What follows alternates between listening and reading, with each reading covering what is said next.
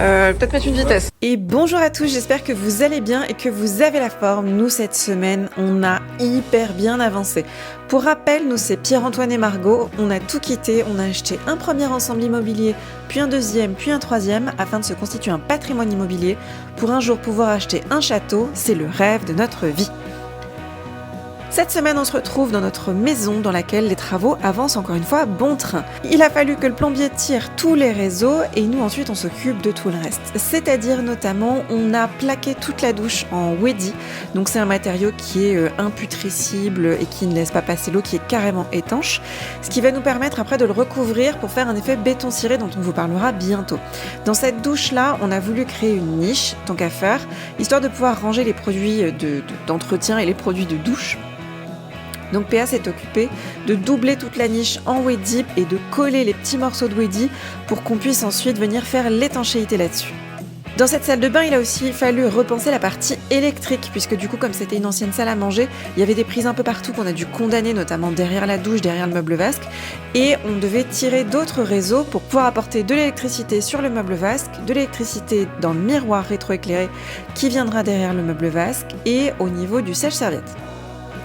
Donc PA était dans les combles, moi dans la future salle de bain, j'ai percé de part en part dans les nouvelles cloisons qu'on a faites pour pouvoir lui passer les gaines. On a tout laissé en attente puisque l'électricien va nous refaire une partie du réseau sur cet étage-là et donc changer aussi le panneau de commande et tous les disjoncteurs, donc on le laissera faire son arrangement comme il en a envie. Je vous fais un petit point salle de bain pendant que le chat dort. Donc on a cloisonné ici cette grande ouverture là pour faire un bloc-porte juste ici et une entrée.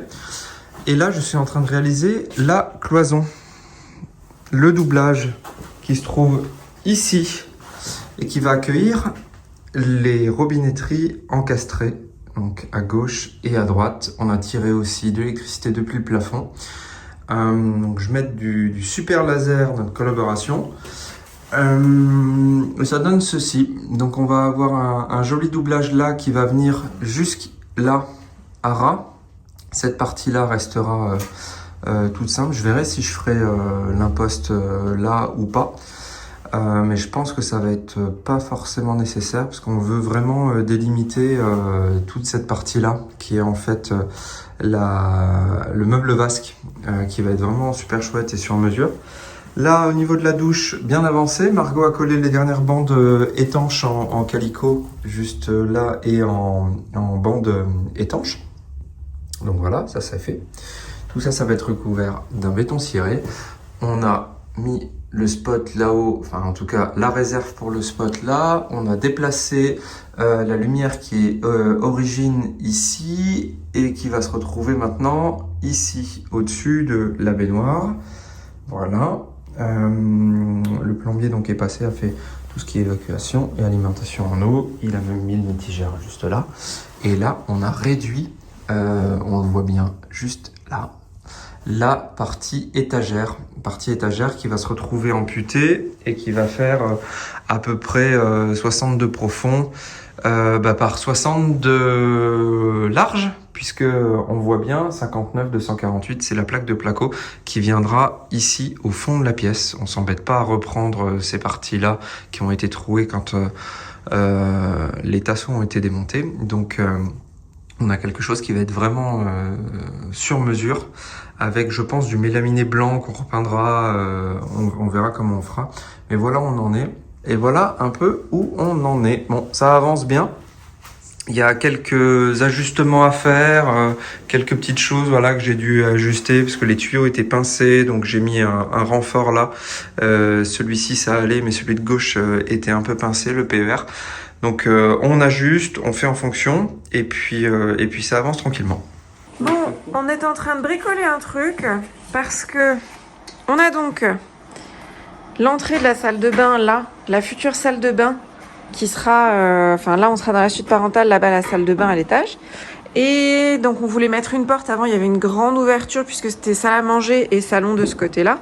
Ils avaient fait juste une grande ouverture. Donc PA a démonté les anciens bois qui venaient recouvrir ça pour que ce soit terminé joli. Et on voulait remettre un bloc-porte. Le problème c'est qu'on n'avait pas fait attention. nos portes font 2,16 m de haut et un bloc-porte, parce que les portes actuelles, là, comme celle là-bas, font 2,16 m de haut et un bloc-porte normal, ça fait 204. Donc on était marron parce qu'on ne pouvait pas acheter juste un bloc-porte comme on pensait et l'installer. On a réfléchi à plein de solutions, on a cherché plein de trucs, on a fini par choisir la solution de créer notre propre bloc-porte. Donc là, c'est ce qu'on est en train de faire. Donc là, on a fait donc la structure pour raccourcir de ce côté-là. La structure pour raccourcir de ce côté-là, on a mis une première peau de ce côté-là. Et on va attendre on va attendre de mettre la deuxième pour pouvoir transvisser le cadre de la porte par l'intérieur et que ça ne se voit pas. Là, on a une structure en bois, donc on la réutilise en se collant et en se clouant dessus.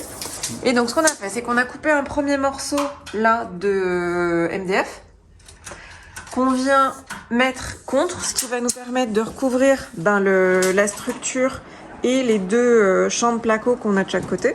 Donc là, on est en train de faire ça. Ensuite, on a acheté des tasseaux. Là, on a des jolis trous qu'il faudra venir reboucher. Mais donc, on a acheté des tasseaux qu'on va venir après mettre en gros comme ça sur le côté de partout pour pouvoir faire un arrêtoir comme sur un bloc-porte normal. Sur un bloc-porte normal comme on a là, on a un bloc-porte, on a le bloc-porte du fond et on a là un petit arrêtoir qui va venir bloquer la porte quand elle va se fermer. Donc ça, on va le recréer maison de ce côté-là en faisant tout le tour avec un tasseau, clac, clac, clac.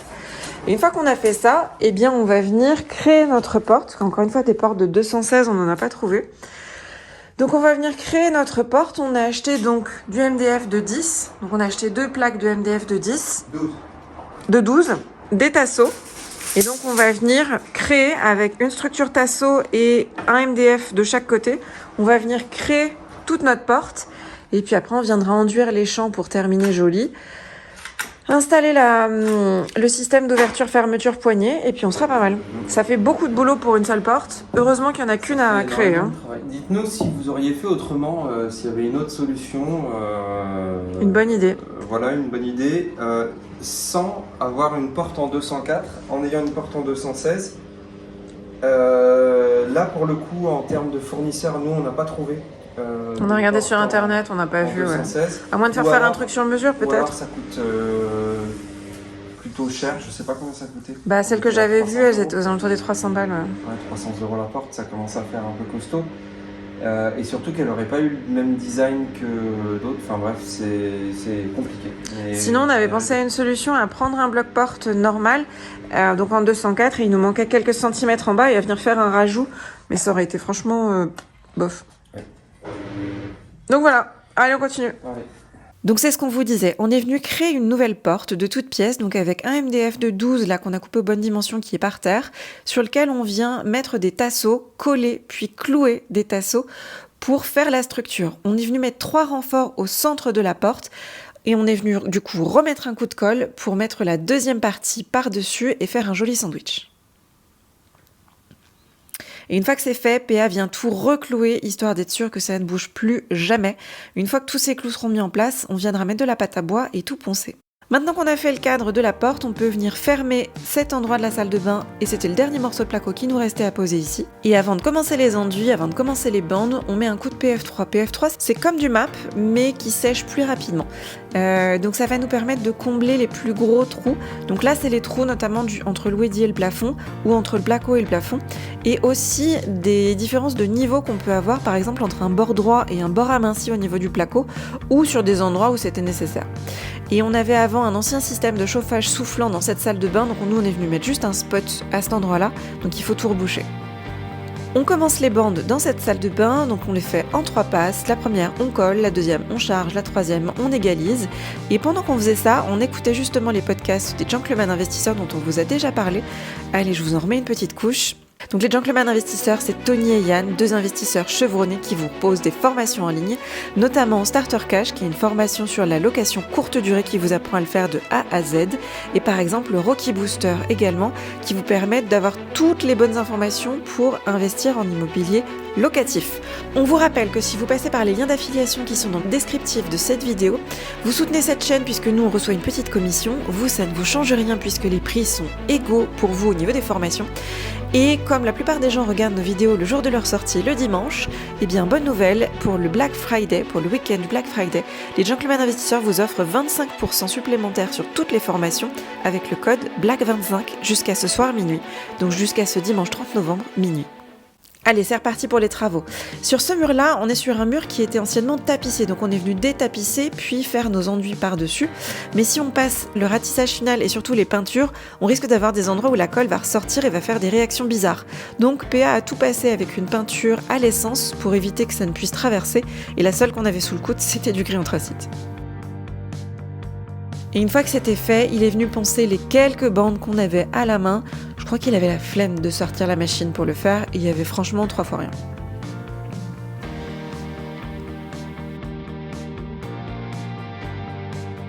On passe maintenant au ratissage. Donc on va déjà faire le ratissage du plafond. Avant toute chose, je viens avec une raclette gratouiller tous les petits points qu'il pouvait y avoir qui auraient pu nous gêner par la suite et faire des sardines.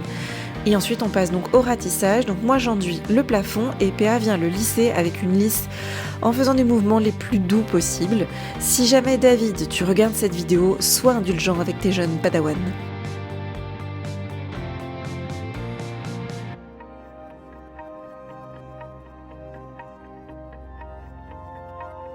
Une fois que le plafond est entièrement lissé, on va venir lisser du coup notre nouveau mur parce qu'on a encore les anciennes marques du coup de quand on a enlevé la tapisserie, donc c'est pas parfait. Donc on vient lisser tout ça, on le fera probablement en 2 fois d'ailleurs parce qu'au bout du premier lissage, c'est toujours pas parfait. Et on va en profiter tant qu'on est là pour lisser aussi le mur en placo qui nous servira de meuble vasque, notamment parce qu'on aura un miroir rétro-éclairé et que ça ne pardonne pas. Il faut que le mur soit nickel. Qu'est-ce que t'as fait? J'ai fait une dinguerie. C'est-à-dire? Regarde, j'ai coupé le rail comme ça. Il est en 3 parties. Comme ça. Et regarde ça. Je pense que c'est pas dans le DTU. Si je fais comme ça et comme ça. Oh là là là là.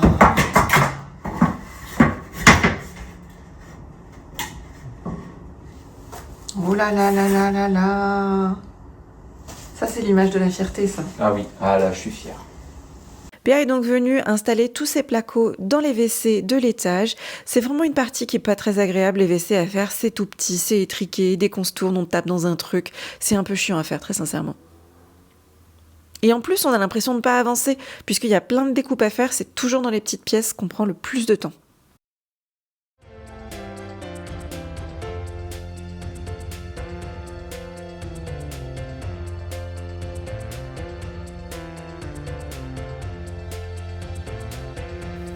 Une fois que c'est fait, comme dans la salle de bain, un coup de PF3 donc sur toutes les jonctions, donc bord droit, bord aminci, sur les éventuels trous qu'il y a entre les plaques qui sont un peu trop importants, ou aussi tout autour de la pièce, au niveau du plafond, entre les raccords mur et plafond.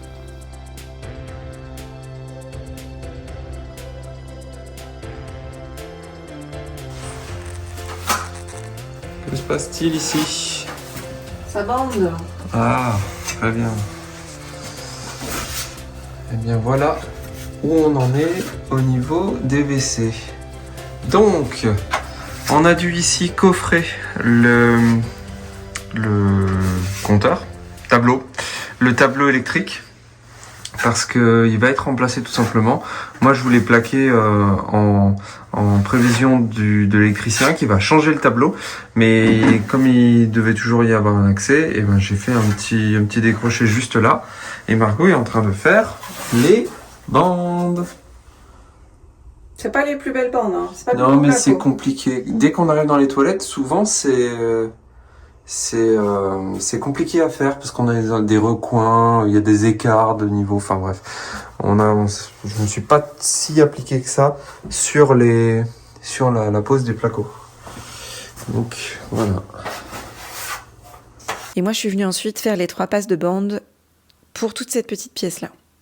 On redescend au rez-de-chaussée qui a hyper bien avancé. On ne vous a pas montré mais les carreleurs ont fini les sols et ça c'est incroyable. On a très très hâte de venir dans cette belle pièce, donc on se dépêche. C'est-à-dire qu'on n'a pas peint avant pour protéger les murs, en fait, parce que les carreleurs ont mis des petits éclats de colle à quelques endroits, donc c'était bien de le faire dans ce sens-là.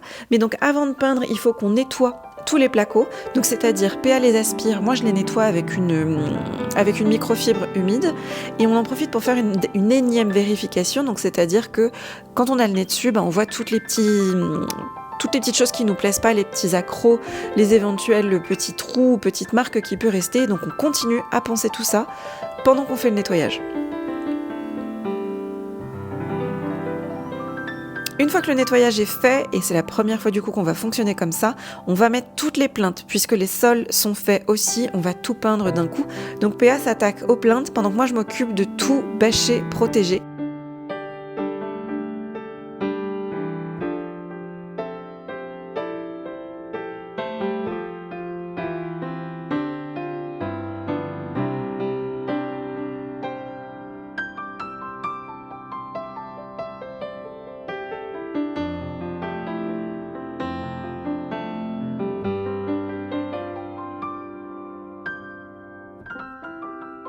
Et donc on vient bien sûr bâcher tous nos sols pour éviter qu'ils ne prennent de la peinture. Et PA termine par jointer toutes les plinthes pour que la finition soit nickel avant la mise en peinture, ce qui veut dire qu'on n'aura plus qu'à tout enlever les bâches et normalement ce sera terminé. On ne vous montrera pas la peinture cette fois-ci puisque sinon ça aurait été un petit peu vous arrêter en plein milieu, mais n'hésitez pas à venir nous voir sur Instagram, on vous montrera ça dans la semaine. Fin de semaine ? Ça y est, on passe à la peinture. Et malheureusement, vous n'allez pas voir la peinture. Ça doit résonner là-dedans. Ça résonne. Oui. C'est tout vide. Donc on va passer à la peinture. On est en train de commencer à préparer ça. Tout a été pleinté. Tout a été bâché. Tout a été nettoyé. Et c'est la première fois qu'on peint avec un sol fini et qu'on le bâche. Et qu'on peint avec des plinthes. Parce que d'habitude, ce qu'on faisait, c'est qu'on faisait la peinture partout, sauf les plinthes. Et les plinthes, on venait les faire au rouleau. Ensuite, une fois qu'elles étaient peintes avec 2 couches, on venait les coller, les jointer. Et après, on faisait un raccord au pinceau au niveau du joint pour faire la jonction avec le mur. Et là, on a décidé de faire comme ça. Donc, c'est-à-dire d'avoir une version finie au niveau des murs, des plafonds, partout, et de venir faire la peinture sur toute la totalité, débâchée et terminée. On a décidé parce que c'est la première fois qu'on a un sol fini. C'est la première fois. D'habitude, on fait les peintures comme ça, on met de la peinture partout par terre, on s'en fiche comme des gros cochons. Et après, on vient nettoyer le sol ou... Même pas. Si on a des parquets, on faisait le nettoyage, le ponçage des parquets. Et si on n'avait pas de sol, on revenait recouvrir par-dessus. Donc là, c'est la première fois qu'on a un sol qui est fini avant les murs, raison pour laquelle on met les plinthes, puisque tant qu'à faire, autant tout faire d'un coup. Et ce qui veut dire qu'en théorie, une fois qu'on a fait nos 2 couches de peinture, on débâche tout. Et cette pièce est terminée, j'ai envie de dire. Il va manquer la partie équipement intérieur. Oui, après c'est la partie équipement intérieur. Mais elle aura ses fenêtres, elle aura son élec, elle a sa plomberie, elle a son sol, ses peintures, ses plinthes. Tout est jointé, tout est fait. Donc après, on passe sur de l'habillage intérieur. Donc la cuisine, vous verrez la cuisine, vous verrez... la décoration, les luminaires, la buanderie sur mesure, plein de choses comme ça. Pour la fois d'après, effectivement, parce que là, on va faire que la sous-couche ce soir, on n'aura pas le temps de tout faire d'ici la sortie de la vidéo. Donc pour ne pas couper en plein milieu, on vous laissera toute la peinture et la déco la fois d'après. Mais effectivement, on va avoir notre cuisine qu'on va aller chercher, qui va venir s'installer tout là. On a déjà une bonne partie de nos luminaires qui attendent en haut et qui s'entassent là où ils peuvent. On a un tapis, on a des canapés, on a une table basse. On a pris un peu d'avance sur l'équipement intérieur et on a des choses qu'on est obligé de stocker à droite à gauche dans le garage en haut parce qu'on manque de place pour le coup, parce qu'on est vraiment amputé de 75 mètres carrés quoi. Oui, puis 75 mètres carrés avec des gros meubles, quoi. La table, toutes les chaises, les canapes, c'est des choses qui prennent de la place. C'est ça. Donc on a très hâte de pouvoir tout débâcher pour pouvoir tout apporter les grosses affaires ici et pouvoir retrouver un peu de place en haut, même si en haut, du coup, ça va devenir incessamment sous peu notre nouvelle zone de jeu, notre nouvelle zone de chantier. Exactement. Même si ça a déjà commencé. Ça a déjà bien commencé parce que vous l'avez vu un peu dans les vidéos, on a commencé la salle de bain de la master. Et on va la continuer au fur et à mesure. L'idée, c'était vraiment de terminer le rez-de-chaussée là, mais on attendait l'intervention effectivement du carreleur. Et on va attendre aussi l'intervention du plombier qui va nous